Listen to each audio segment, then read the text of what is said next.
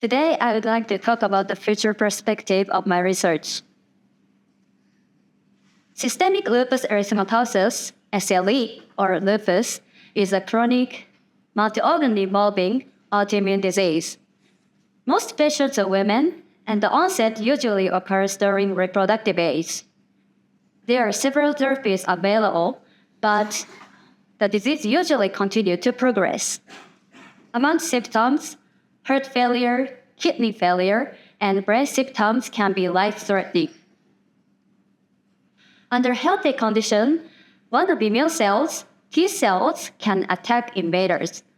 However, in lupus, T cells also acquire the ability to target their own cells and tissues and cause inflammation and exacerbate the lupus pathogenesis. The prevalence of lupus is 192 per 100,000 US women. However, the prevalence varies across different racial groups. It is the highest in African American group, and it is the lowest in white group. When you hear that, you might think this is due to genetic backgrounds or dietary habits. And microbiome, especially gut microbiome, can contribute to this phenomenon. Under healthy condition, good bacteria are abundant in the gut. However, in lupus, bacterial composition changes with increase of pathogenic bacteria, which are called pathobionts. And two species of pathobionts are known for their ability to move from the gut to liver and spleen, which is especially striking because the gut is usually protected by a complex barrier system to prevent bacterial invasion, and liver and spleen must be bacteria-free organs, and they can cause inflammation. However, the roles of T cells, which can specifically recognize the pathobionts, has not been investigated, and I want to review the roles of the T cells. So why should we focus on the roles of the pathobiont-specific T cells? Because when T cells recognize the target, they can proliferate and produce inflammatory proteins.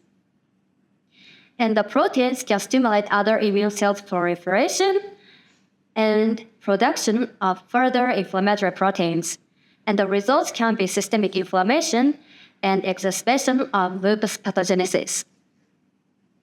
However, to detect those T cells is very challenging because there is no commercial tools. So I need to develop my own tool for this research. And this will require time and many steps.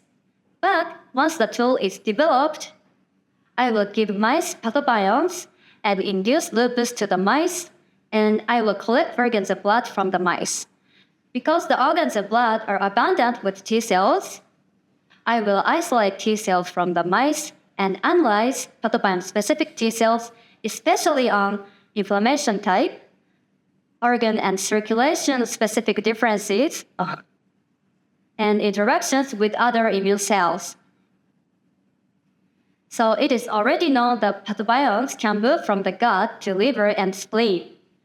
And my hypothesis that pathobiont-specific T cells can increase at those sites and trigger inflammation. And further, they may circulate and cause inflammation at other sites.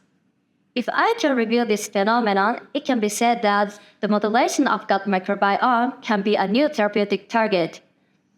And this approach could be cost-effective, non-drug therapy with fewer side effects. So as I said earlier, lupus is a life-threatening disease with no curative therapies. And my ultimate goal is to developing new therapies targeting pathobionts or pathobiont-specific T cells, with aim of stopping the disease progression and making lupus no longer a life-threatening condition. Thank you for listening.